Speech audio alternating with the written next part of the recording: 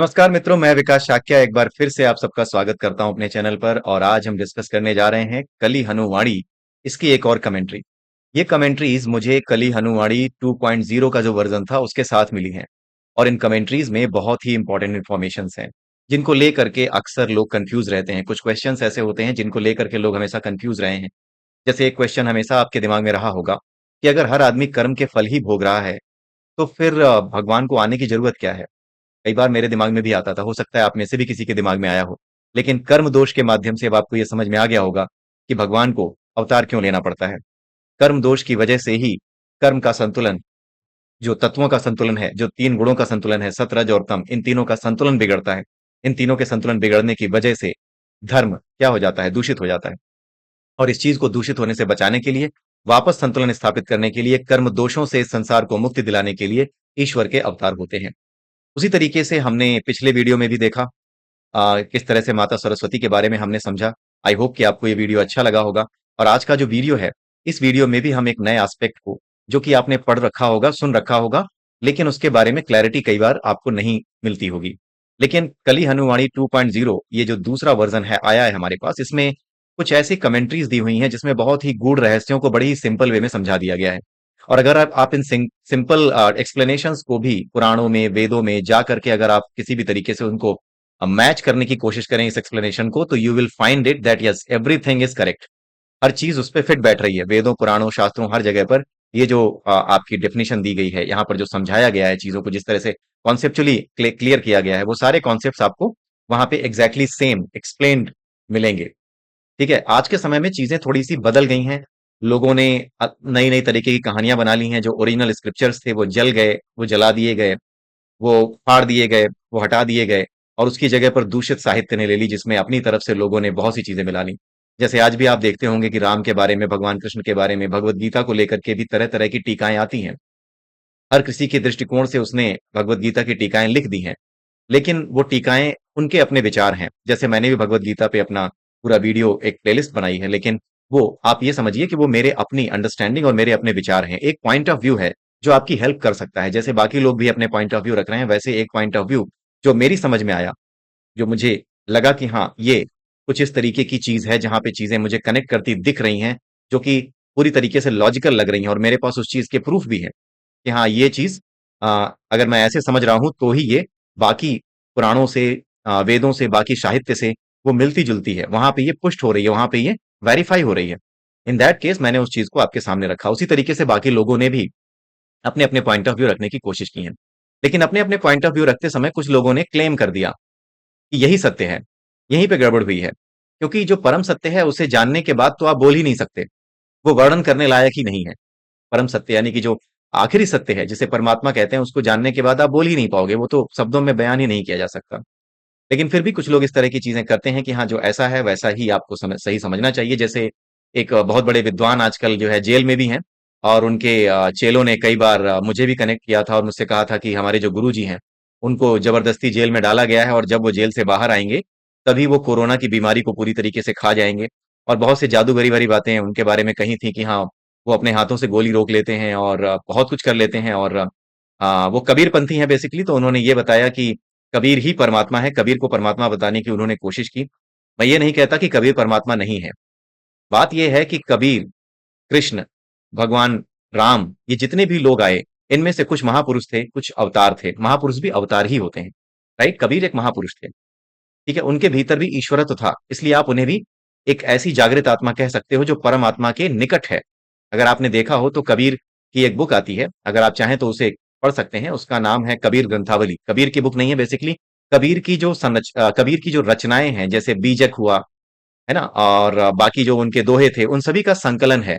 उस संकलन को कबीर ग्रंथावली के नाम से प्रकाशित किया गया है।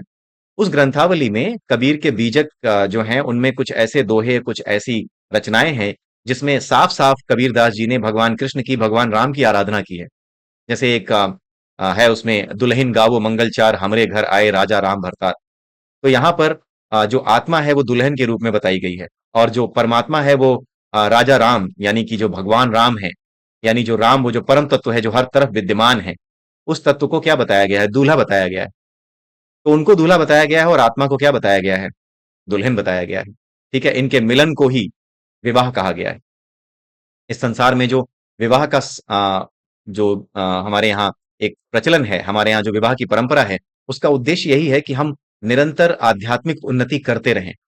विवाह आपकी जो मैरिज है वो आपकी जो स्पिरिचुअल लाइफ है उसको आपको ग्रो करने में आपको हेल्प करता है।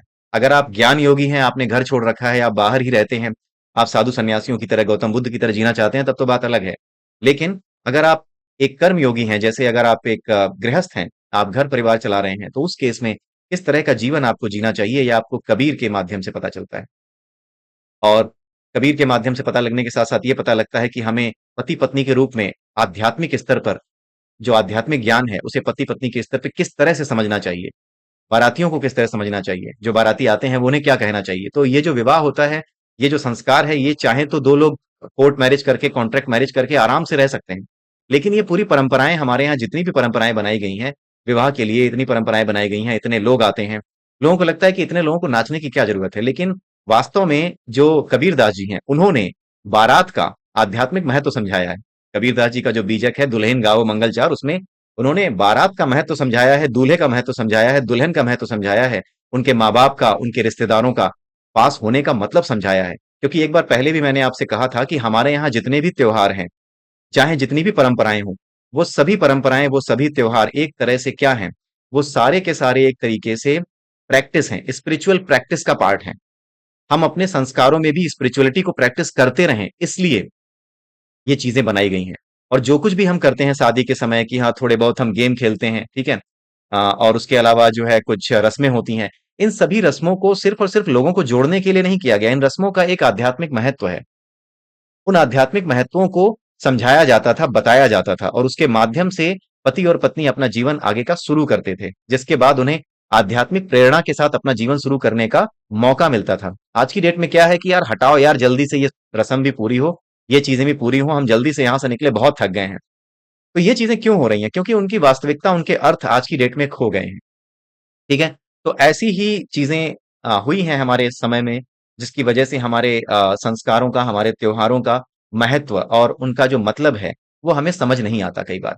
आज की जो स्टोरी है, जब आप इसको सुनेंगे तो आपको वाकई में ऐसा लगेगा कि कितनी ऐसी चीजें हैं जो बड़ी ही सिंपल हैं, बड़ी ही आसान हैं, और केवल वेदों पुराणों के माध्यम से भी अगर हमने सही से समझी होती, तो कली हनुवाणी में जो बात इतने आसानी से समझाई गई है वो बात शायद हमें भी बड़ी आसानी से समझ में आ जाती। तो आज की ये स्टोरी आपको ऐसे ही कुछ अनुभव कराएगी। तो ये स्टोरी कुछ ऐसी है कि ब्रह्मा, विष्णु और महेश, इन तीनों के पिता कौन है, कौन है इनके father, who is the father. ठीक है, तो इसका आंसर आपको इस वीडियो के एंड तक मिल जाएगा। और मैं एक विद्वान के बारे में बात कर रहा था शुरू में, उन विद्वान के हिसाब से वही ब्रह्मा विष्णु महेश के पिताजी हैं, और आज की डेट में वो जेल में बैठे हैं। खैर वो दूसरी वजह से जेल में बैठे हैं, वैसे नहीं बैठे हैं। लेकिन हाँ, इस तरह की बातें करना कि मैं ही अवतार हूं, मैं ही आया हूं, मैं ही जो है वो ये जो दास है ये वही है, यही अवतार हुआ है, मेरे ही बारे में सारे ग्रंथों में लिखा गया है। और जब पुलिस पकड़ने आती है तो अपनी सेना को आगे कर देते हैं और पुलिस के साथ मुठभेड़ होती है, कई बेकसूर लोग मारे जाते हैं, और उसके बाद महाराज ये गिरफ्तार होते हैं। और उसके बाद कहते हैं कि मुझे जेल में रखा गया है, गलत रखा गया है, और मैं ही आऊंगा तो कोरोना दूर होगा, मैं ही आऊंगा तो चीन और जो है भारत के बीच युद्ध रुकवाऊंगा, मैं ही आऊंगा तो पूरी दुनिया में जो स्थितियां बिगड़ रही हैं उनको सही करूंगा, विश्व युद्ध होने से रोकूंगा। तो ये सारी चीजें वो जो है व्यक्ति कहते हैं और क्लेम करते हैं कि हाँ वही हैं। और उनके भक्त भी पूरी तरह से ब्रेन वॉश्ड मुझे लगते हैं। और उन्होंने भी इस बारे में डिस्कस किया है कि ब्रह्मा विष्णु और महेश के पिता कौन है, और उन्होंने बड़ा आसान सा उत्तर दे दिया, मैं ही हूँ। ठीक है, खैर उनको छोड़ते हैं। तो हिंदू धर्म के पतन का मुख्य कारण जो है मुख्यतः यही सब चीजें रही हैं, जहां पे लोगों को ज्ञान हासिल नहीं करना था, लोगों को छोटी सी बात पता लगते ही, थोड़ा सा भी नॉलेज होते ही उन्हें भगवान बनना था। इसी वजह से हिंदू धर्म का पतन हुआ। कभी भी इस चक्कर में मत रहिए कि आपको कोई चीज पता लग गई है तो आप बहुत बड़े हो गए हैं। कभी भी इस चीज को लेकर के अहंकार महसूस मत कीजिए। जैसे कई बार हमारे चैनल पे भी कई बार ऐसे कमेंट आते हैं जिसमें बड़े ही अहंकार भरे शब्दों से लोग दे बोस्ट इट कि हाँ मैं भी जानता हूं। अरे मैं भी जानता हूं की बात नहीं है, मैं तो कभी कहता नहीं हूं कि मैं जानता हूं, मुझे तो जो अनुभव हो रहे हैं वो मैं शेयर कर रहा हूं। लेकिन स्टिल कुछ ऐसे कमेंट्स आते हैं कि मैं भी जानता हूं, मैं भी ये करता हूं, मेरे पास भी बहुत बड़े बड़े अनुभव हैं। ठीक है, होंगे आपके पास, but please don't ever disclose it कि आप जानते हो। क्योंकि अगर आप इसे डिस्क्लोज करोगे तो आपकी यात्रा रुक चुकी है, आप आगे सीखना छोड़ चुके हैं। आपके भ्रम आपकी गतिविधियां रुक चुकी हैं। इसलिए अगर आपको आगे बढ़ते रहना है तो विनम्रता बनाए रखिए। कभी भी ऐसा मत सोचिए कि आपको सब कुछ आ गया। तो आइए देखते हैं आइए सुनते हैं इस वीडियो में कौन सी कहानी मैं आपको सुनाने जा रहा हूं। तो ये कहानी है ब्रह्मा विष्णु और महेश से रिलेटेड। एक बार भगवान शिव ने, जो कि डिस्ट्रॉयर हैं, संहारक हैं पूरे के पूरे यूनिवर्स के, उन्होंने ये सोचा कि अगर मैं हर चीज का संहार कर सकता हूं तो क्या ये पॉसिबल है कि मैं ब्रह्मा जी का भी संहार कर सकूं या विष्णु जी का भी संहार कर सकूं? क्या मैं इन दोनों को भी नष्ट कर सकता हूं? ये बात उनके दिमाग में आई। और ये बात जो है, ब्रह्मा और विष्णु ये दोनों लोग अपने मन में सुन रहे थे। मतलब मन में, आपके मन में जो बात उत्पन्न हुई है वो सामने वाला आपके मन की बात सुन रहा है, कुछ ऐसी चीज थी। और इसके बारे में हमने पहले भी डिस्कस किया हुआ है, जब हम लोग वो पढ़ रहे हैं आजकल, जो हमारा the yogi, the autobiography of a yogi है, योगी कथामृत। उसमें भी हमने समझा है कि हमारे जो थॉट्स होते हैं वो कुछ और नहीं है। हमारे थॉट्स न्यूरॉन्स की एक्टिविटी ही तो हैं। तो न्यूरॉन्स के साथ क्या होता है? न्यूरॉन्स में एक्टिविटी होती है, इलेक्ट्रोमैग्नेटिक इलेक्ट्रिक एक्टिविटी होती है, इलेक्ट्रिकल पल्सेस होती हैं वो। तो जब भी कोई थॉट पैदा होता है तो वो इलेक्ट्रिकल पल्स होती है। इलेक्ट्रिकल पल्स जो होती है वो हमेशा एक मैग्नेटिक फील्ड क्रिएट करती है। मैग्नेटिक फील्ड यानी दूसरे चार्जेस को आकर्षित करने का मीडियम, दूसरे चार्जेस को अट्रैक्ट करने का एक मीडियम बन जाता है। तो कुछ लोग इतने सिद्ध होते हैं, अब वो तो ब्रह्मा विष्णु और महेश हैं, यानी वो आत्माएं हैं जो कि सिद्ध हैं। इस वजह से क्या है कि वो लोग इतनी काबिलियत रखते हैं कि अगर किसी के माइंड में कोई चीज स्पार्क हुई है तो उस स्पार्क को पकड़ सकें। जैसे अभी कुछ दिन पहले आपने देखा होगा कि एक डिवाइस बनाई है एलॉन मस्क की कंपनी ने, टेस्ला ने, कि वो आपके माइंड में जो इलेक्ट्रिकल पल्सेस आ रही हैं, जो आप सोच रहे हैं, उन पल्सेस को कमांड में कन्वर्ट करता है। यानी आप क्या सोच रहे थे उसका कमांड एग्जैक्टली निकाल सकता है। और एक बंदा वो पढ़ रहा था, खेल रहा था चेस, और चेस खेलते समय उसके माइंड में एक आया कि मैं ये मूव चलूंगा। उसके हाथ नहीं थे, लेकिन उसने दिमाग में सोचा कि मुझे ये मूव करना है। तो उस दिमाग से जो इलेक्ट्रिकल पल्सेस से जो वेव्स या जो फ्रिक्वेंसी सिग्नल्स निकले, एक पर्टिकुलर फ्रिक्वेंसी के जो सिग्नल्स निकले, वो कहां तक पहुंचे? उसके पीछे एक एंटीना लगा था। पहले तो दिमाग में एक डिवाइस लगी है, उस डिवाइस के ऊपर से जो है सिग्नल्स जाते हैं, पीछे एंटीना लगा होता है उस एंटीना तक। और उस एंटीना से जब सिग्नल्स कैच किए जाते हैं तो वो सिग्नल्स किस में कन्वर्ट होते हैं? कमांड में कन्वर्ट किए जाते हैं। और कमांड में कन्वर्ट होने के बाद क्या होता है? कमांड में कन्वर्ट होने के बाद जो एक्चुअल डिवाइस है, जहां पे आप चेस खेल रहे थे, वहां पर एक्चुअल जो चाल होती है कि घोड़े को चलना है कि हाथी को चलना है, वो चल दी जाती है। राइट? तो आप ये देख चुके हैं कि ये पॉसिबल है। कुछ लोग डिवाइसेस की हेल्प से ये कर पाते हैं, जिसे हम साइंस कहते हैं। कुछ लोग बिना डिवाइसेस के इस चीज को अपने शरीर को ही डिवाइस बना लेते हैं। जो सिद्ध पुरुष होते हैं उनका शरीर ही डिवाइस बन जाता है। ये शरीर डिवाइस ही है।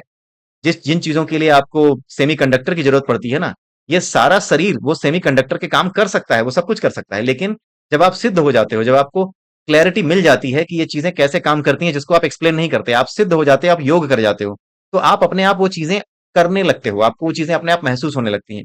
सामने वाले के दिमाग में क्या चल रहा है, वो इलेक्ट्रिकल पल्सेस क्या हैं, वो आप अपनी ओर अट्रैक्ट कर सकते हो। आप जान सकते हो उनको, उस कमांड को जो वो सोच रहा है उसे इंटरप्रेट कर सकते हो, आप समझ सकते हो। मैं नहीं जानता हूं, मैं बता रहा हूं कि मैं नहीं जानता हूं। द थिंग इज कि this has been explained, and कुछ चीजें मैंने एक्सपीरियंस की हैं, बहुत छोटी छोटी चीजें मैंने कभी कभार एक्सपीरियंस की हैं। और उन चीजों के एक्सपीरियंस करने की वजह से ही मैं ये कह सकता हूं कि अगर वो चीजें मैंने एक्सपीरियंस की हैं तो साइंटिफिक फैक्ट्स के बेसिस पे जो चीजें मुझे लॉजिकल लग रही हैं, उसके बेसिस पे ये चीज भी लॉजिकल बिल्कुल होगी। और कहीं ना कहीं ये चीज किसी ना किसी ने अनुभव जरूर की होगी। तो यहां पर ब्रह्मा जी और विष्णु जी ने सोचा कि ये हमें डिस्ट्रॉय करने के बारे में सोच रहे हैं। तो उन्होंने उनको बोला, ब्रह्मा जी ने बोला कि शिव जी, आप जो सोच रहे हैं वो कर डालिए, आप डिस्ट्रॉय करके देखिए। और विष्णु जी ने भी कहा कि हाँ, आप एक काम करिए शिव जी, की आप हमें जो है डिस्ट्रॉय करिए, हम देखते हैं कि आप हमें डिस्ट्रॉय कर पाते हैं कि नहीं। क्योंकि आप तो हर चीज को डिस्ट्रॉय कर सकते हैं, तो हमें भी डिस्ट्रॉय कर सकते होंगे। सो शंकर जी ने कहा कि हाँ ठीक है, मैं देखता हूँ ट्राई करके। तो उन्होंने क्या किया कि अपनी शक्ति का इस्तेमाल किया। उन्हें शायद ऐसा लग रहा था कि जो ब्रह्मा जी हैं, विष्णु जी हैं, इन्हें डिस्ट्रॉय नहीं किया जा सकता, लेकिन उन्होंने अपनी शक्ति इस्तेमाल करने की कोशिश की। जब उन्होंने अपनी शक्ति इस्तेमाल की इनका विनाश करने के लिए, ब्रह्मा जी का, तो ब्रह्मा जी क्या हो गए? जल करके भस्म हो गए। भस्म होने के बाद क्या बचा? सिर्फ राख बची। जब भस्म होकर के सिर्फ राख बची तो शिव जी को बड़ा एक अंदर से ग्लानि हुई कि यार ये मैंने क्या कर दिया, मैंने ब्रह्मा जी को ही डिस्ट्रॉय कर दिया। अब इस पूरे के पूरे क्रिएशन का क्या होगा? यहाँ जो कुछ भी क्रिएट हो रहा है इस पूरे संसार में, ये अब कैसे क्रिएट होगा? तो भगवान विष्णु भगवान शिव को देख के मुस्कुरा रहे थे। और जो राख बन चुके थे ब्रह्मा जी, वो राख वहां पे नीचे पड़ी हुई थी। और भगवान शिव जो है अपने थोड़ा अफसोस करते हुए बैठ गए। तो जब वो बैठे थे, थोड़ी देर शांति रही। उसके बाद क्या हुआ कि उसी राख में से आवाज आई। राख में से आवाज क्या आई कि उन्होंने बोला, ब्रह्मा जी ने बोला, राख में से ब्रह्मा जी बोले कि हे शिव जी, आपको परेशान होने की जरूरत नहीं है, मैं नष्ट नहीं हुआ हूं। असल में मेरा शरीर नष्ट हुआ है। एक पदार्थ था मेरा शरीर जो आपको दिख रहा था, वो एक सिंबल है। असल में यहां पर बताने की कोशिश यही की जा रही है कि जिन देवी देवताओं के आप तस्वीरें देखते हो, वो तस्वीरें केवल सिंबॉलिक हैं। वो केवल एक सिंबॉलिक चीज है जिसको आप देखते हो। वो किसी भी रूप में हो सकते हैं। एक सिंबल वो था जो ब्रह्मा जी के चार मुख हैं, उस रूप में हमें अक्सर पता लगते हैं, हमेशा उसी रूप में हमें दिखाई देते हैं ब्रह्मा जी। तो वो एक सिंबॉलिक फॉर्म है, उस फॉर्म में भी रह सकते हैं। दूसरा फॉर्म क्या है यहाँ पे? दूसरा फॉर्म है राख। यहाँ पर जो ब्रह्मा जी जल करके समाप्त हो गए, भस्म होकर के समाप्त हो गए, तो जो राख बची, वो राख क्या है? वो भी एक क्रिएशन है, वो भी एक रचना है, वो भी एक पदार्थ है। यानी पदार्थ एक रूप से, यानी शरीर के रूप से कन्वर्ट होकर किस में बदल गया? राख में बदल गया। यानी शरीर का विनाश हुआ, डिस्ट्रक्शन हुआ शरीर का, तो डिस्ट्रक्शन के बाद क्या हुआ? एक नई चीज बन गई। और जहां पर भी नई चीज बनेगी, जहां पर भी नई चीज क्रिएट होगी, यानी क्रिएशन को ध्यान रखना है। जब भी कोई नई चीज क्रिएट होगी, चाहे किसी चीज के डिस्ट्रॉय होने पे हो या किसी चीज को दोबारा आप बिल्कुल नए सिरे से आप बना रहे हो, जहां पर भी क्रिएशन है, दैट क्रिएशन इज ब्रह्मा। यानी जहां पर भी क्रिएशन हो रहा है, पदार्थ का एक रूप से दूसरे रूप में बदलना ब्रह्मा ही है। जैसे सॉलिड का लिक्विड में बदलना क्या है? ब्रह्मा है। लिक्विड का गैस में बदल जाना क्या है? ब्रह्मा है। यानी Brahma is a kind of energy, is a kind of kind of power.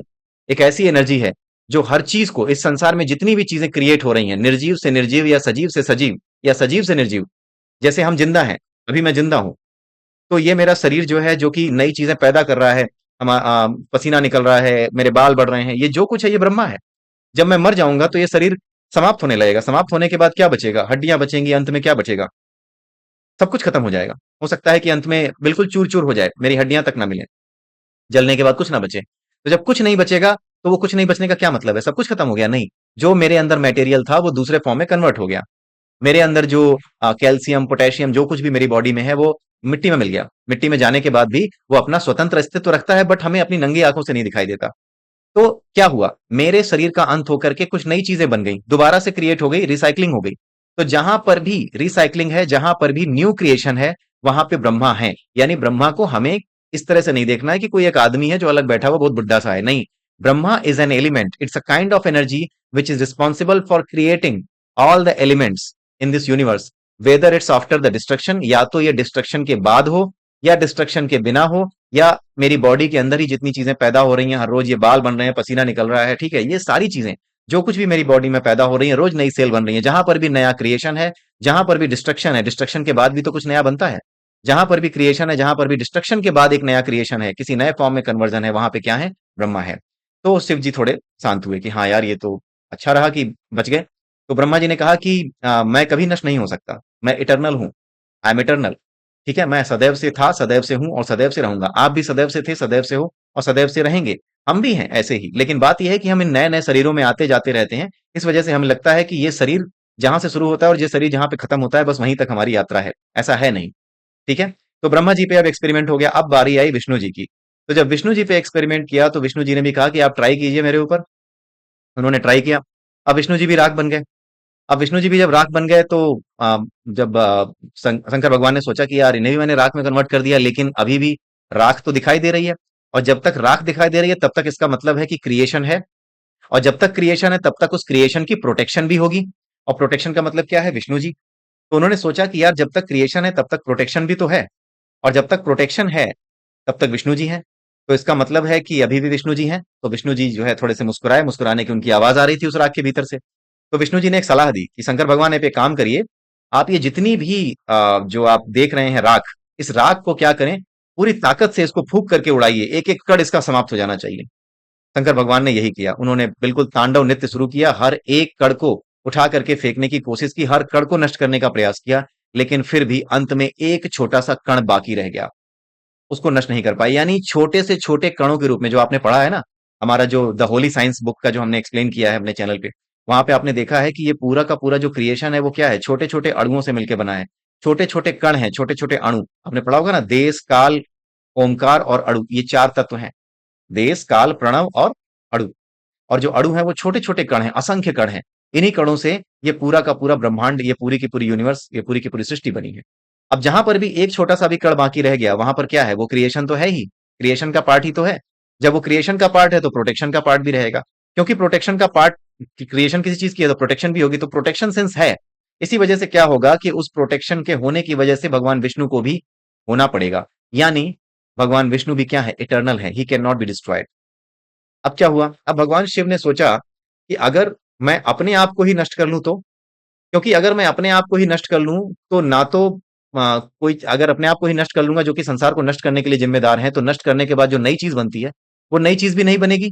और जब नई चीज नहीं बनेगी तो उस नई चीज को प्रोटेक्ट करने के लिए भी कोई नहीं होगा, यानी ब्रह्मा भी नहीं होंगे और विष्णु भी नहीं होंगे। तो भगवान शिव ने यही किया, उन्होंने खुद को नष्ट कर दिया। जब उन्होंने खुद को नष्ट कर दिया तो हुआ क्या, जब उन्होंने खुद को नष्ट किया तो उनके नष्ट होने की वजह से भगवान जो विष्णु है और जो भगवान ब्रह्मा है, ये दोनों ही नष्ट हो गए। थोड़ी देर तक शांति बनी रही, लेकिन फिर थोड़ी देर बाद क्या हुआ, तीनों राख बने पड़े रहे। अब क्योंकि ये राख क्रिएशन तो रही गई ना, राख भी एक क्रिएशन है। भगवान शिव ने खुद को तो नष्ट कर लिया, लेकिन सिंस राख भी एक क्रिएशन है, पहले ही हमने देखा, तो उस राख से फिर ब्रह्मा जी आ गए। जब ब्रह्मा जी फिर राख से आ गए तो विष्णु जी को आना पड़ा, क्योंकि प्रोटेक्शन करना है, क्रिएशन है ना, राख भी एक क्रिएशन है। तो राख एक नया क्रिएशन हो गया, उससे ब्रह्मा जी फिर आ गए। जब ब्रह्मा जी आ गए तो प्रोटेक्शन के लिए विष्णु जी आ गए। जब विष्णु जी आ गए तो संहार के लिए, यानी समय आने पर इस पूरी सृष्टि के विनाश के लिए भगवान शिव भी आ गए। वहीं उसी चक्र में, विशेष सर्किल में वो फंस गए। तब भगवान शिव को समझ में आया और इन तीनों लोगों को समझ में आया कि we can not be destroyed, हम नष्ट नहीं हो सकते, वी आर इटर्नल। राइट, तो इसका मतलब है कि जब हम बात करते हैं कि ब्रह्मा विष्णु और महेश का पिता कौन है, तो द आंसर इज कि this is the definition of energy. ये एनर्जी की डेफिनेशन है कि energy can never be destroyed, it can not be created. ये कभी क्रिएट नहीं की जा सकती, ये कभी डिस्ट्रॉय नहीं की जा सकती, ये है, ये हमेशा से है। ये केवल एक रूप से दूसरे रूप में क्या होती है, कन्वर्ट होती है। यही सिंपल सी डेफिनेशन जो आज के समय में आप साइंस में पढ़ते हो, यही है बेसिक आधार आध्यात्म का भी। अगर आप भारतीय अध्यात्म को पढ़ोगे तो आपको इसके अतिरिक्त और कुछ पता भी नहीं चलेगा, यही है। और जिसे ये रहस्य पता चल गया, उसके बाद वो रहस्य की सारी परतें खोलता चला जाएगा। तो ये चीज थी। तो इसका मतलब ये है कि ब्रह्मा और विष्णु और महेश, इन तीनों की जब बात की जाती है, तो ये उसी पर ब्रह्म के, उसी परमात्मा के तीन अलग अलग रूप हैं, जो ना तो प्रकट किया जा सकता है, जो ना तो नष्ट किया जा सकता है। ये हमेशा से है, हमेशा से था और हमेशा से रहेगा। तो दे आर इटर्नल, उनका कोई बाप नहीं है। तो जो व्यक्ति ये समझाने की कोशिश कर रहा है, तरह तरह की बातें बनाने की कोशिश कर रहा है, उसको ये कहानी आप भेजिए और बताइए कि आपके गुरुजी जो है अपने कर्मों का फल पा रहे हैं, अपनी ऐसी उल्टी सीधी बातें करके ही उन्होंने अपना दिमाग खराब किया, और उनका दिमाग खराब होने की वजह से उन्होंने खुद को परमात्मा समझ लिया और आज जेल में बैठे हैं। परमात्मा साहब जेल से निकल नहीं पा रहे हैं, इतनी ताकत नहीं है। ठीक है, तो इस वजह से हिंदू धर्म को इस बात से भी सावधान रहना है कि अपने भीतर, हिंदू धर्म के भीतर जो भगवान पैदा होने लगते हैं ना, इनसे सावधान रहना है। हम हर कोई, हम, मैं, आप, हम सब पथिक हैं, यात्री हैं। हम सब एक यात्रा में हैं। इस यात्रा में किसी एक जगह रुक करके अपना पड़ाव डाल लेना और वहां पे पंडाल बना के बैठ जाना, आओ भगवान हूं मैं, ये करना कहां तक सही है, आप सोच के देखिए। कोई भी ऋषि, कोई भी मुनि कभी भी उसने अहंकार नहीं किया। जिसने किया उसे सजा मिली। पुराने समय में भी आपने उदाहरणों से ये चीजें देखी होंगी। जिसने भी अहंकार किया कि मैं बहुत बड़ा तपस्वी हूं, मेरी जो तपस्या है कोई भंग नहीं कर सकता, जिसे अहंकार हो गया, उसी के पास मेनका आई और उसके जो जितने भी अहंकार के बिंदु थे कि हाँ मेरी तपस्या कोई स्त्री भंग नहीं कर सकती, कोई सुंदरी भंग नहीं कर सकती, एक अप्सरा आई और उसने विश्वामित्र की तपस्या भंग कर दी। तो जिसे भी अहंकार हो गया, उसे इस संसार में परीक्षा दे करके अपने अहंकार को समाप्त करना पड़ेगा, उसे लज्जित होना पड़ेगा। ठीक है, इसलिए अहंकार ना करें। जो कुछ भी आपको पता है उसे एक आशीर्वाद समझें और भूल जाएं कि क्या आपको पता है। उसे पकड़ करके बैठने की जरूरत नहीं है, उसके बारे में प्रचार करने की जरूरत नहीं है। ये प्रचार करने वाली चीजें नहीं है, ये वो चीजें हैं जो मिल जाती हैं। इसलिए नहीं मिलती हैं कि आप दुकान खोल के बैठ जाएं और खुद ही भगवान बन जाएं।